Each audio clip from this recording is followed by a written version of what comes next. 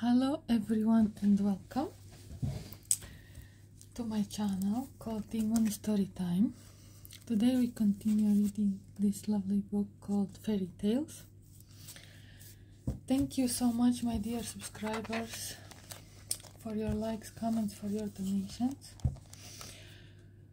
Any kind of support to my channel is highly appreciated. Thank you so much. And today's story will be called The 3 Oranges.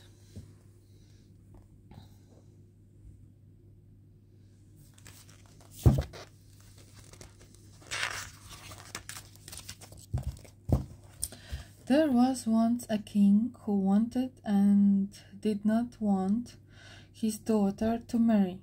So anxious was he to take care of her that he would have kept her in a box if he could and taken her out only to dust. Instead, he built a crystal mountain, a pyramid of steeply sloping glass, a transparent icicle 100 feet high. And there, at the top, he placed a throne where Princess Purity could sit and watch the world without any danger of it harming her.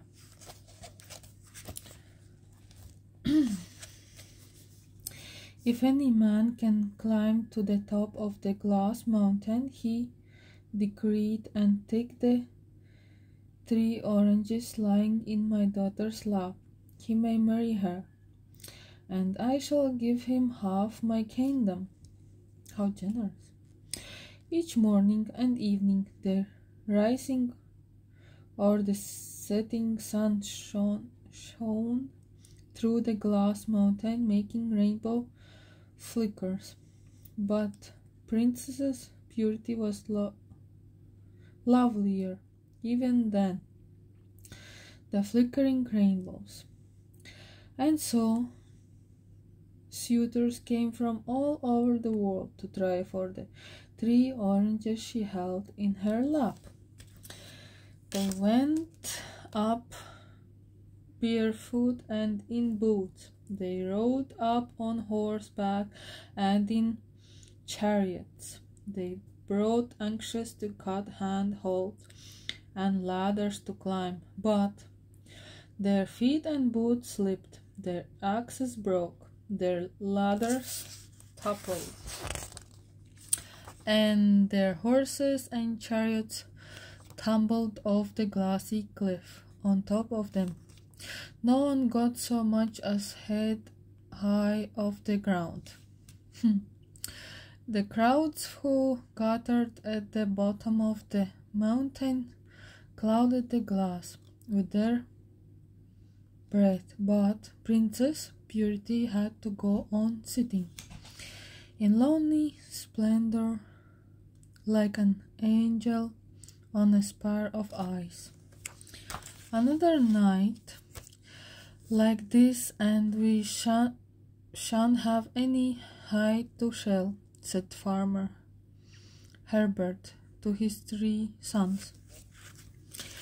They stood in home meadow and looked around them. All the tall, lush green grass which had waved in yesterday's wind was cut as short as a shaver's beard.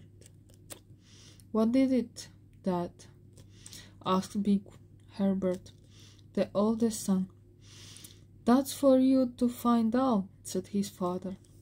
Keep watching in near meadow tonight and make sure the thief doesn't come back for more. And mind you don't fall asleep, huh? So Big Herbert spent that night in near meadow under the apple tree there, and he did not fall asleep, or so he said. No, I saw the moon rise and the stars came out. I felt the wind get up and the trees sway. But then the ground began to rumble and the earth began to shake. So I ran for my life. Next morning, near meadow was cut as short as a monk's hair. Another raid like this, had we shan't have enough hay to last the winter, said Farmer Herbert. Who did it, Dad? asked Lesser Herbert, the second son. That's for you to find out, said his father. Keep watching in Middle Meadow tonight, and make sure the thief doesn't come back for more. And mind you don't fall asleep like your worthless brother. Earthquaker and rumbling indeed. So Lesser Herbert spent that night in Middle Meadow under the chestnut tree. And he did not fall asleep, or so he said. I saw the moon rise and the stars came out. I felt the wind get up and the trees sway. But then the ground began to rumble and the earth began to shake, so I ran for my life. Or it would have got me, it would, whatever it was. Next morning, Middle Meadow was cut as short as the hair on an egg. Another disaster like this, and we shall be ruined, said Father Herbert. Earthquakes and rumbling, pah! I'll keep watching tonight, said Scruffy Herbert, the farmer's third son. Scruffy's job on the farm was mucking out, so he was always smelly and filthy. Yucky. His father and brother had quite forgotten what he looked like underneath all the muck and grime. You? Sneered his brother. You're no use in the daytime, let alone at night. But Farmer Herbert did let Scruffy Herbert keep with in Farm Meadow, sitting under the oak tree there. And he did not fall asleep.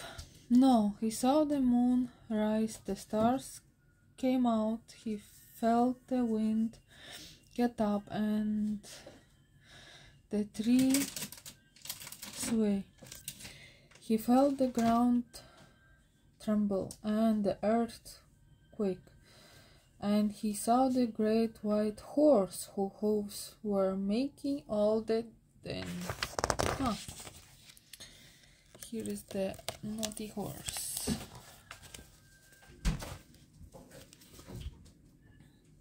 Naughty hungry horse.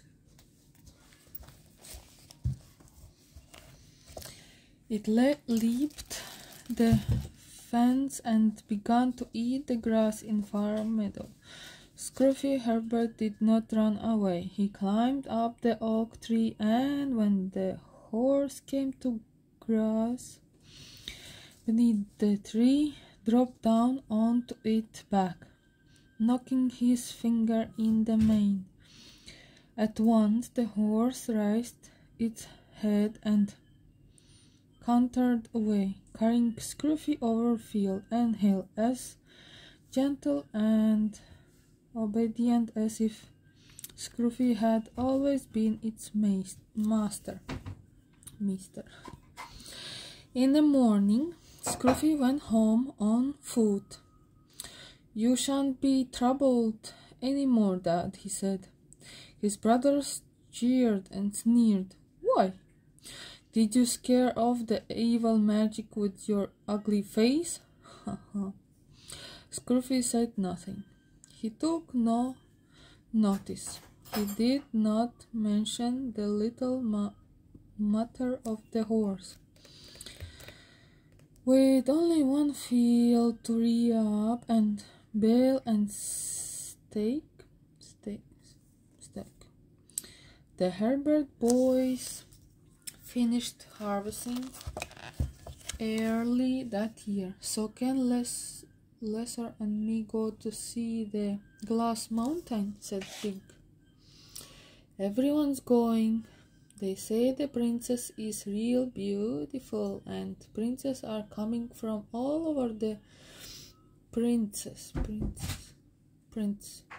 are coming from all over the to try the climb. Farmer Herbert said they could go.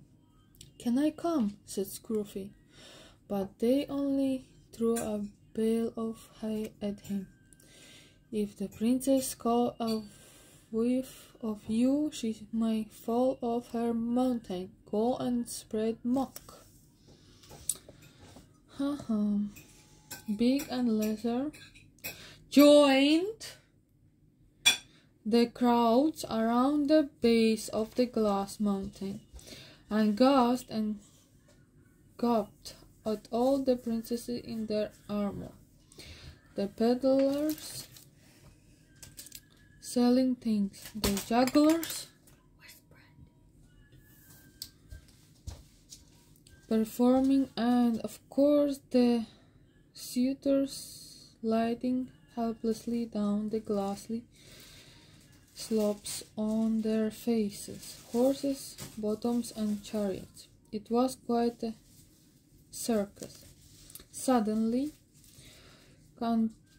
tearing through the crowd came a young man on a huge and beautiful white horse. Guess who was it? He was dressed in green velvet with felt boots and a belt of red copper, and he set his horse right at the mountain. It fairly leaped up the glass precipice. Halfway to the top, thought the horse stopped. Princess Purity, why had sunk into a kind of sleepy misery on her mountain-top throne, stared in amazement. The most handsome face she had ever seen was looking up at her. Wow. So much did she like the face that she threw on of her oranges to the young man, who caught it before his sure-footed horse slithered back down the glass top on its hocks.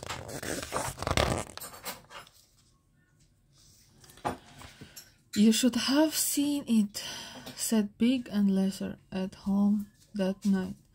I wish I had, said Scruffy.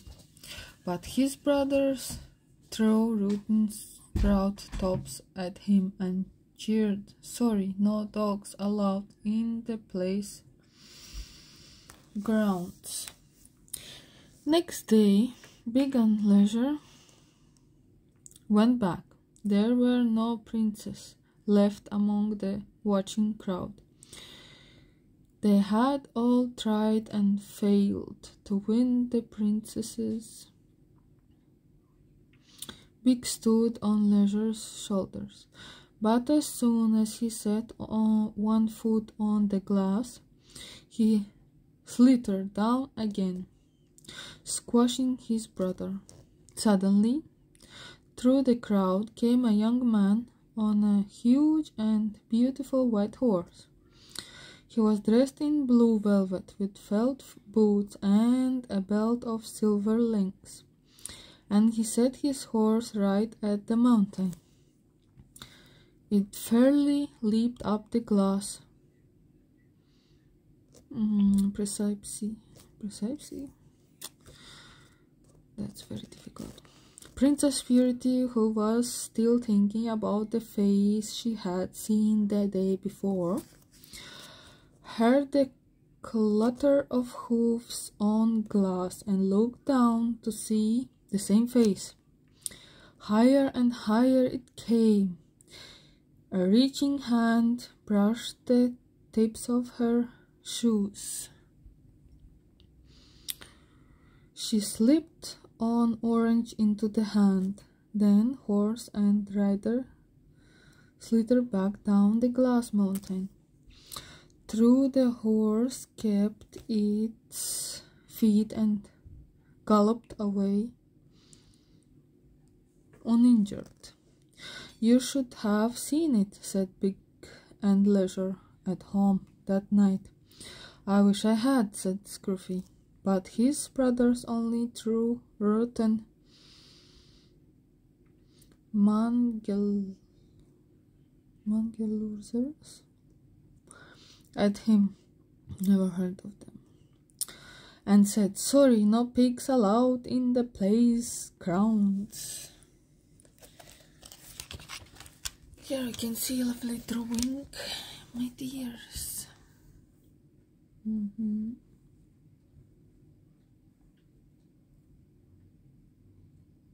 Beautiful, isn't it?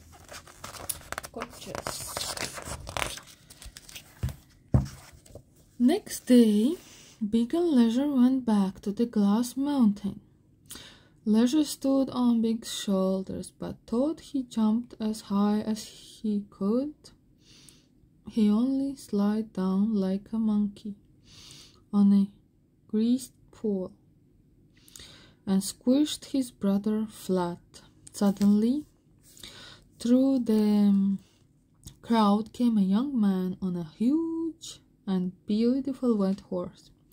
He was dressed in scarlet velvet with felt boots and a belt of gold coins, and he set his horse right at the mountain. It fairly leaped up the glass precipice. It was him again. Princess Purity stood up to urge him on. Her fingers dug deep into the third orange, and juice ran down her silken skirts. Up and up the sure-footed horse ran. Purity could feel the clatter of its hoofs on the glass, see its nostrils flaring, feel the heat from its flanks. The young man looked up over the peak of the glass mountain. She held out to him the last orange, but he swept up both her and her orange in his arms, and in one bound launched his horse off the mountain and down to the ground, pausing only to set the princess down at the palace gate. The young man in red velvet galloped away into the evening gloom. The king came running out. The crowd miled about. The mountain crashed, cracked, and tinkled into 1,000 fragments. "Oh, you should have seen it!" exclaimed Big and Leisure that night. "I wish I had," said Scruffy, but his brothers threw handfuls of broken glass at him and said, "Fine guest you would make at a royal wedding, Dung Beetle." Even so, the whole family went to the place park next day. Everyone in the world seemed to be there, for the king had called on the chevaliers of the 3 oranges to present himself and claim his bride. "Come forward, whatever prince has achieved those 3 oranges and the love of my daughter," cried the king. But no prince came forward, though there were dozens there, because no prince had the 3 oranges. "Well then, come forward, whatever knight has achieved those 3 oranges and the love of my daughter," cried the king.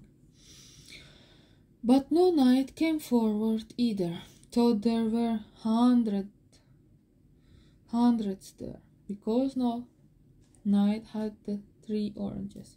Well, somebody must have it, said the king, rather desperately. Come forward, whoever you are, or my daughter will never forgive me. Scruffy edged forward through the crowd. Where do you think you're going? Said his brothers. I just want to see the princess, said Scruffy. Then all at once he was at the front of the crowd and walked towards the king, and kneeling down on one knee. What's the fool up to? Said Farmer Herbert. The king held his nose, then forgot to hold it, for out of the pockets of Scruffy's stinking clothes came first 1, then 2, then 3 oranges, the third rather squished and spoiled. Then Scruffy threw off his war clothes, and underneath he was wearing red velvet. But not until he had washed his hands and face in the fountain did he shake the king's hand and kiss Princess Purity to the cheers of the crowd. Wow.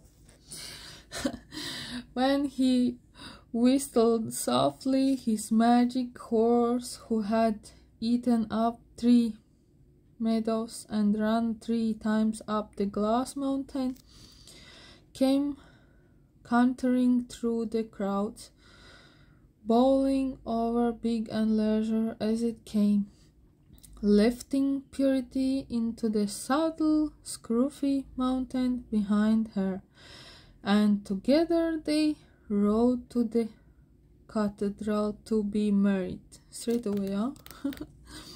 Shocking to say, the king ate oranges all through the ceremony and got sticky right up to his elbows.